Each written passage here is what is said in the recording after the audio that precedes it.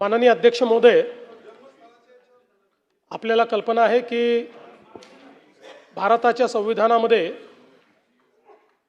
Directive principles of state पॉलिसीमध्ये प्रत्येक राज्याने युनिफॉर्म सिव्हिल कोड तयार करावा अशा प्रकारचे डायरेक्टिव्ह भारताच्या संविधानाने दिलेले आहेत आणि त्यानुसार 2026च्या अर्थसंकल्पीय अधिवेशनात समान नागरी कायद्याच्या अंमलबजावणीसाठी तो तयार करण्यासाठी समिती गठीत करण्यात येईल अशी मी घोषणा केली होती। त्या अनुषंगाने राज्य शासनामार्फत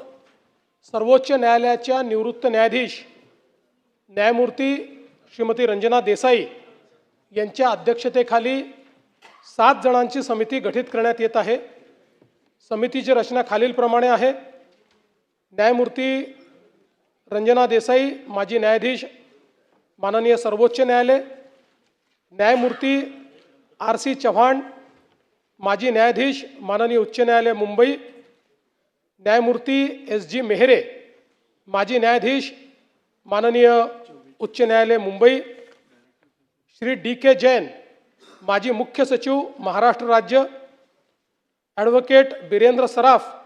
माजी महाअधिवक्ता महाराष्ट्र राज्य, श्री रमेश पतंगे, पद्मश्री आणि संविधानाचे अभ्यासक, डॉक्टर सुवर्णा रावल, शिक्षण तज्ज्ञ आणि सामाजिक कार्यकर्त्या, अशा 7 जणांची समिती या ठिकाणी ही गठीत करण्यात येते आहे